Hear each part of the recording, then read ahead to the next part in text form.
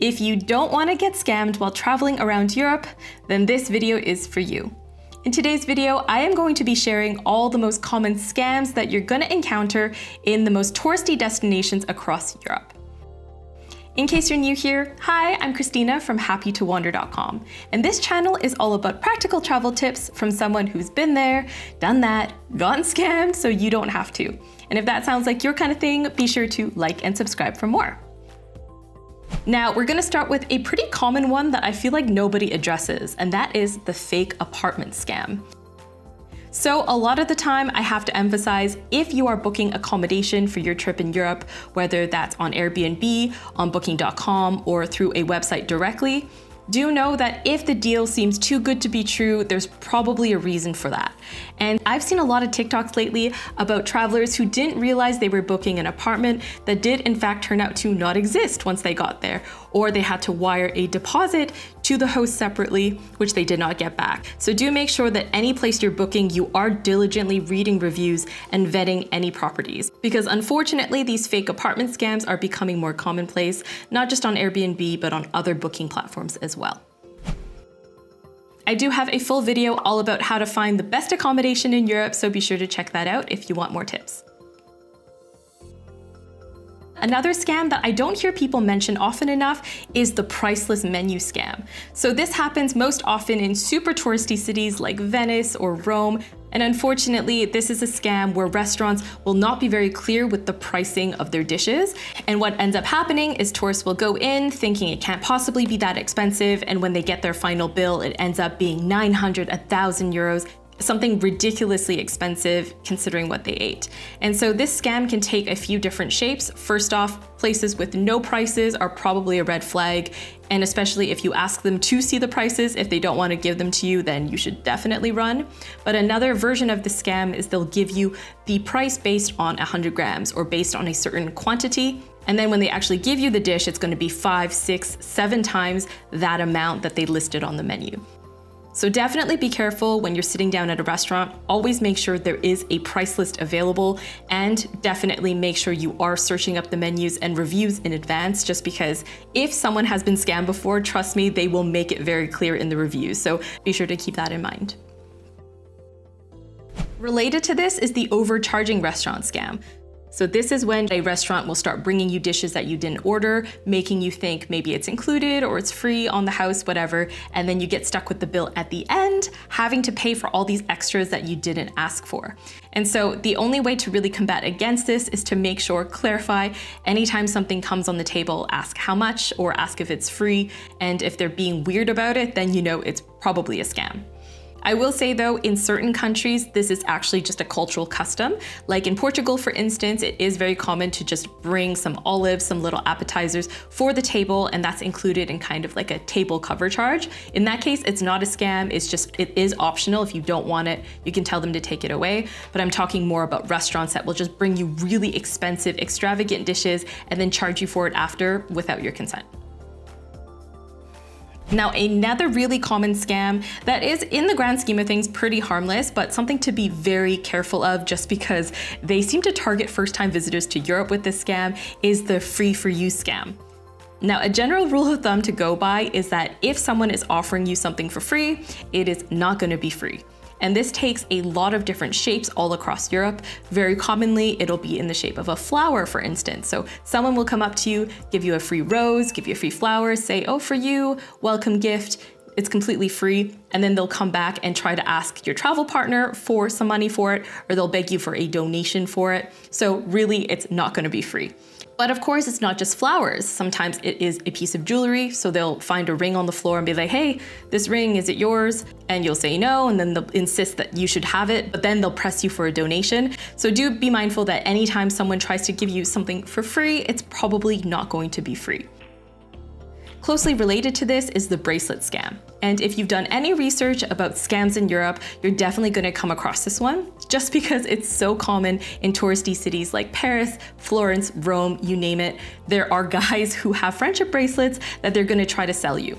And in a lot of cases, they're not going to try to sell them to you outright. They will just kind of lure you in, tie it on your wrist, say, oh, it's on the house, it's free for you, my friend, and then demand payment or demand a donation for it. So anytime you see a guy selling friendship bracelets on the street, definitely don't engage, just walk away because they are not great news.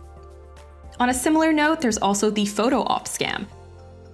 So again, this isn't so much an outright scam as it is just kind of something that catches a lot of first-time visitors off guard. But if you're ever in a touristy destination and there's someone there that is beckoning you to take a photo with them, so for instance, in Rome, there's often guys dressed up in really crappy gladiator costumes who will wave you over and get you to take a photo. That photo op is never going to be free. Sometimes they get very aggressive in demanding payment for them. So, if you want a fun photo and you're happy to give them a bit of money, then it's fine. But do know that if you're just trying to get a free photo, it's not going to be free. They are going to demand payment and often can be quite aggressive about it. So keep that one in mind. Another scam to be mindful of, especially when you're arriving in a brand new city, is of course taxi scams. So taxi scams can take all sorts of shapes and forms in different cities, but the most common one is when you arrive at the airport or at a train station, someone's gonna ask you, do you need a taxi? You don't necessarily know if that person is an official licensed taxi or if they're going to charge you an extortionate rate. And depending on the country, this can happen that they will charge you more than they should just because they know you're new to the city and you're maybe not familiar with the currency or you're not familiar with the rates. So to prevent getting scammed by fake taxis or taxi scammers who are going to charge you way more, do always have an idea of how much a taxi should cost, because this information these days is readily available online. In some cities like Paris and Rome, for instance, they actually have set rates that taxis have to abide by when it comes to how much it costs to get from the airport to the city center. So in advance of your trip, make sure you do research exactly how much your taxi is meant to cost. If there isn't a fixed rate, make sure you know at least a rough ballpark of how much a taxi should be costing you in the local currency, because otherwise it's very easy for you to get taken advantage of. Now, another thing I would make sure I do, honestly, to prevent getting scammed by taxis is just ordering your ride in advance, either on an app like Uber or Free Now, or through a service like Welcome Pickups. And the great thing about ordering your ride in advance is then there's a paper trail. And when there's a paper trail, you are far less likely to get scammed. So I would definitely advise either ordering a ride in advance on an app or doing it once you get there. And to do that, of course, you do need data access. And one of the easiest ways to get data access these days is through an eSIM. On that note, this week's video is brought to you by Airlo, my go-to eSIM provider that provides instant and affordable connectivity in over 200 countries and regions, including, of course, Europe, where I've been using their eSIM for the past 2 months of my trip. Now, if you've never heard of it before, eSIM stands for embedded SIM, which means it is embedded in your phone and works 100% digitally to connect you to a telecommunications provider as soon as you land. So with Airlo, for instance, you can just buy a package through their app, activate it on your phone in advance, and then just turn it on so that it's available for you as soon as you arrive. Now, as an example of just how easy this can be, I actually bought my most recent Airlo package while I was waiting in line at the airport to board my flight. And it was ready to go as soon as I landed. So this can be really handy for situations when you've just arrived in a country, when you need to get an Uber, or even just use the internet to search up the currency conversion rates or how much your taxi is supposed to cost. So if you want to test Airlo out, be sure to scan this QR code for a link to download the app. This code here will also get you a discount. All right, thanks again to Airlo for sponsoring this week's video. Now let's move on to another common scam, which is related to the taxi scams, but slightly different, and that's the PEDICAB scam.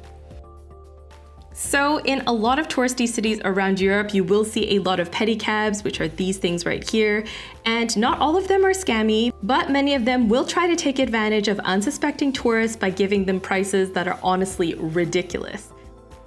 This is especially common in London, where you'll often find these pedicabs waiting outside of West End theaters, playing music from the show, using bright lights, getting you amped up. And you think to yourself, this can't possibly be very expensive if I'm just going a short distance. But sometimes you hear the prices that these people charge to get you from point A to point B, and it's ridiculous. So make sure you are clarifying the price before you get on. Make sure you are getting the full price quote for the entire ride for that one pedicab, because you don't want to get scammed.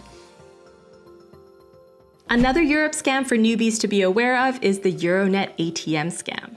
So in a lot of major cities in Europe, you'll find these EURONET ATMs, especially in very busy touristy areas. And these aren't fraudulent ATMs, they will give you money, but where they're scammy is just how much they charge you for the privilege of taking cash out. Oftentimes, the rates that they give you are way worse than any regular bank, and also they'll charge you crazy fees on top of that. I remember when I first moved to Germany as a student and I got a German debit card, as soon as I started traveling, I didn't know better. I started withdrawing from these EURONET ATMs, and I didn't realize until much later, until it was far too late, that they were charging me €7 per transaction every time I withdrew something. So don't be stupid like me, definitely learn from my mistakes and use other ATMs, not these EURONET ones, which are very common in airports and also just main touristy areas. Another common scam is the change switcheroo scam. So this is when shop owners, taxi drivers, anybody really gives you the incorrect change for the amount that you give them. So this is a really easy scam to fall prey to if you're not paying attention. So really the best way to make sure you don't get scammed this way is to pay really close attention to how much money you're giving them and keeping an eye on it, making sure you call them out if they're not giving you the appropriate change. I would also advise paying by card whenever possible, just because that way it's a lot harder for them to give you incorrect change. The only possible scam there is if they enter the wrong amount and bank on you not noticing and just paying with contactless. But at the same time, it's still way safer to be scammed via credit card compared to cash, because at least with credit cards, you do have recourse. You can call your credit card company, ask for a chargeback, and that way you can at least get those charges taken back. Whereas with cash, you're a little bit out of luck if they don't give you the right change and you don't notice. Another common scam that you'll come across in Europe, I'm sure you've heard of it before, it's the petition scam. So oftentimes in major cities, in touristy areas, there will be groups of young women who are circulating with petitions. And most of the time, the way that this scam works is they will come up to you with a petition, ask you to sign it, and then when you sign it, they'll ask you for a donation. And if you don't want to give them money, then they will get quite aggressive. The other half of this scam is oftentimes when you are distracted, whether when you're arguing with them or just signing the petition, someone else is going to come and try to pick your pockets. So anytime you see a group of people with petitions, it's probably bad news. Odds are this is not going to be a legitimate petition. So the best course of action is to just not engage, ignore them. Oftentimes they'll try to lure you in by asking if you speak English, pretend like you don't, or even better, just don't look at them or engage at all. Another scam you'll often see in major cities is the street game scam. So often this will be the ball and cup game where there's a ball and there's 3 cups and you have to keep an eye on which cup the ball is under. Now keep in mind, most of the time, if you see anybody winning, they are working in cahoots with the person organizing the game. And through sleight of hand or trickery or whatever, you are never gonna win. So make sure that when you see these games taking place, you don't give them your money. Maybe you can watch, have a few laughs, but do pay attention to your pockets, because oftentimes these games are also used as a distraction tactic to pick your pockets while you're watching the cup and the ball. Another street-related scam you might encounter is the fake damage scam. Now, I've heard of this happening a lot in Florence, where people would put art on the street, but they'll display it literally on the floor in very busy areas. And what they're counting on is people walking past, accidentally stepping on the artwork, and then them asking you to pay money for that artwork because you damaged their work or whatever. Now, of course, this is a scam. Usually it's set up in a way that is basically trapping you into damaging the artwork, and most of the time it's not real artwork anyway, it's just prints. So do make sure that anytime you're in a crowded area, you are paying attention and looking at where you step. Next is the fake goods scam. So in a lot of busy touristy areas, you'll often find that there are people on the street trying to sell you something, whether that's counterfeit designer products or tickets to an attraction, or sometimes even drugs. Needless to say, if someone is approaching you on the street to buy something, whether it's a Louis Vuitton purse or tickets to the Coliseum or cocaine, it's probably not a good idea to just buy things off of this random, so definitely be wary of street vendors. Now, this next scam is most common in busy touristy party destinations like Prague or Budapest, and that's the hot stranger scam. So I often hear of this happening, especially to men, and the scam will go like this. An attractive young woman will approach you on the street or in a bar, ask you to grab a drink, and then when you move on to the next bar to grab a drink with them, then a big bouncer is gonna block the door, gonna pour you a few drinks, they're gonna charge you an arm and a leg for them, and they won't let you leave until you pay the bill. So needless to say, Europe is great, but the odds of a really attractive stranger coming up to you and just being super friendly without any ulterior motives is not super high, so just be wary of that and don't fall for this scam because it can be quite scary. I've heard of a lot of physical intimidation techniques being involved, so you don't want to be caught up in that. Another scam that often preys on drunk tourists is the fake police scam. So I've heard of this happening in cities like Barcelona, where people dressed in fake police outfits will ask to see your passports, usually when you're inebriated, so you can't really tell that they're not real police. And then in that process, they're going to be stealing stuff from your wallet or they'll take your passports. So just be wary of that. It's very rare that an actual police officer is going to come up to you and ask to see your passports unprovoked. If they do make sure you get a look at their identification. Now, another one to be mindful of, especially these days, is the phone snatching scam. So when you are out with your phone, do be mindful that phone snatchings are becoming a very common crime these days in major European cities. So avoid using your phone when you're right next to a road or bike lane, and also don't leave your phone just out on a table, even when you're sitting inside a restaurant. I've heard of multiple stories now about people coming in, distracting you, maybe putting a petition down or a map or newspaper down, and while you're distracted talking to them, then they actually take your phone in the process. So make sure that doesn't happen. And of course, there's also the distraction scam. Now, this is really tied to pickpocket culture and is basically just an umbrella term that I've coined for any scam that relies on you being distracted so that they can take your wallet in the process.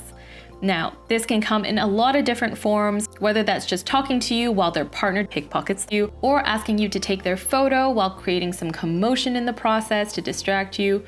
So try your best to keep your wits about you and do not get distracted, because oftentimes this is where pickpockets thrive. If you're interested in learning more about pickpocket techniques, be sure to watch this video over here where I explain more. All right, thank you so much for watching. I hope you enjoyed this video. Be sure to let me know in the comments if I've missed any common scams you can think of, and I'll see you guys next week. Bye.